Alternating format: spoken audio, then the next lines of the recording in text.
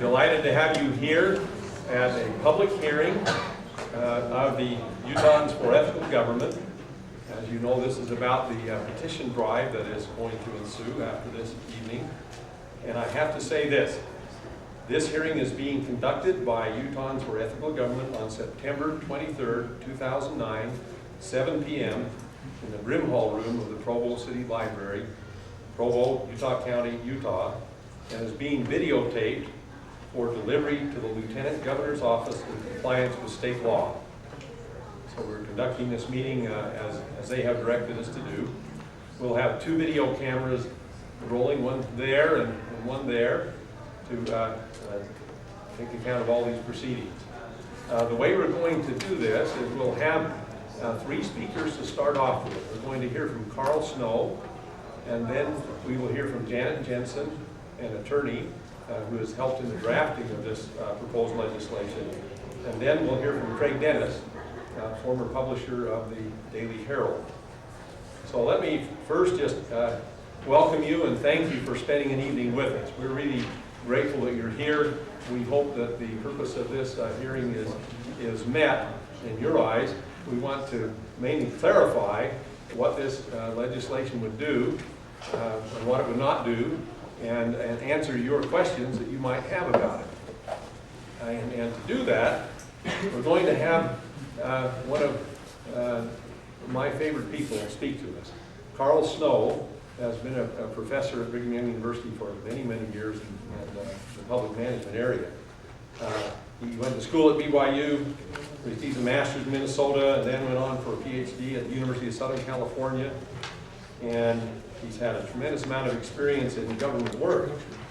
He was a professor and assistant vice president at BYU, serving as a director of the Romney Institute for a number of years. And he also served as an executive assistant vice president for development. So he was at BYU from 1969 to 91. He's a long time, and I got to know him when I came there a few years ago.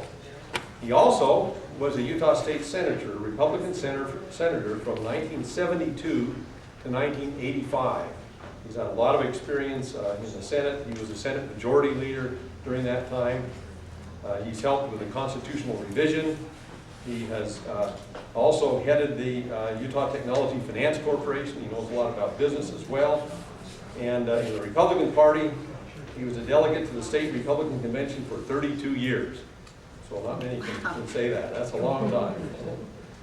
He's worked internationally as well, and I won't go into a lot of his international service.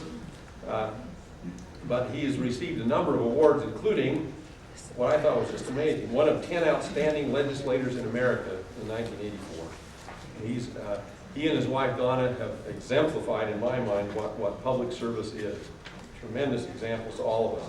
In the last few years, he's been serving as a missionary for the Church of Jesus Christ of Latter-day Saints at the United Nations, in Africa, Swaziland, the Kingdom of Lesotho in Africa.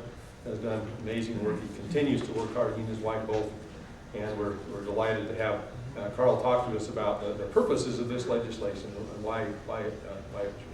There are still a few more seats up here. There's one seat here, and I see a couple on this row. You're welcome to come up and take any seats here. Come on up.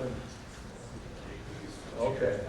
And okay, here's a chair that we'll always have one speaker, so we can always send one back there. We want everybody to be comfortable. Okay, Carl, take it away, and you'll hopefully my PowerPoint clicker thing will work. And thank you. Appreciate this opportunity. You came here to learn about the initiative and not me.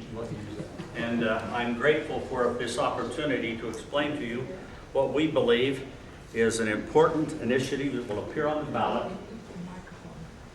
You want me to stand to the microphone? Yeah. Well, okay. You can take it off and stand and use that. Okay. You can't hear me without?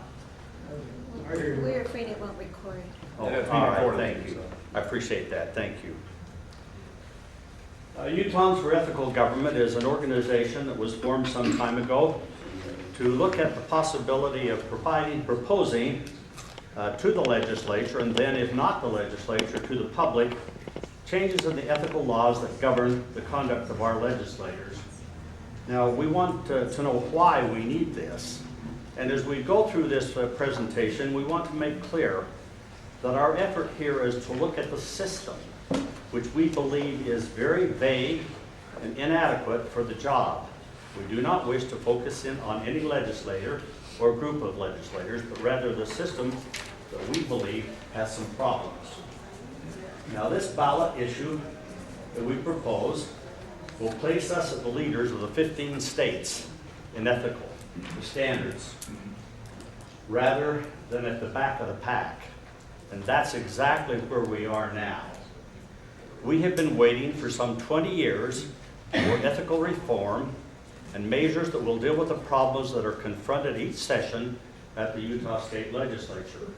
The last legislative session made some stab, but it was weak, and we believe inadequate to meet the challenges of the time. Now, we'd like to take the opportunity this evening to explain why we need this ethics initiative. And then we're going to talk to you about what the proposal is. Janet will do that. And then we'll raise the question with you as to how you can help if you decide to help. Now, your being here this evening is to inform you about the initiative and why we need it. If you decide that this is not a good thing and we don't need it, your response, of course, is not to sign the initiative. Or if it goes on the ballot, you might vote no. But we want to show you at this point what is there and why we need it and what can be done. What is needed? The legislature has failed to provide a workable system for ethical complaints. There is no system in place. Unlike Utah, 40 states have ethics commissions. We do not. 36 states have commissions that oversee the legislative branch of government itself. What happens when there's no independent commission? In 2008, an accusation of bribery was made against a legislator. It was heard by a legislative committee of 4 Democrats and 4 Republicans. There was a tie. No complaint was issued. And as one prominent legislator in this county who sat in on the committee said, we simply didn't have a system to work with.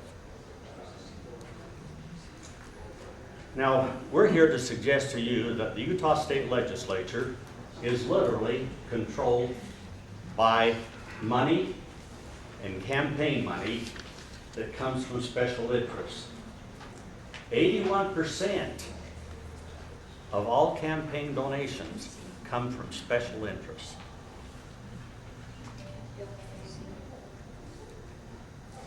Utah has no limit on contributions. It is only one of 6 states that has no limit on contributions to legislators or where they come from. States commonly place limits on contributions to candidates. Just 6 states, they're listed there, do not. We're one of those 6. Corporations in Utah may donate without any limitation. Now, as you know, corporations may not donate to federal campaigns, but in Utah they can and do contribute to Utah campaigns. 2.5 million, or 1/3 of all donations to candidates, come from registered corporations. These are usually the big corporations. An example of corporation contributions: since 2006, one Utah corporation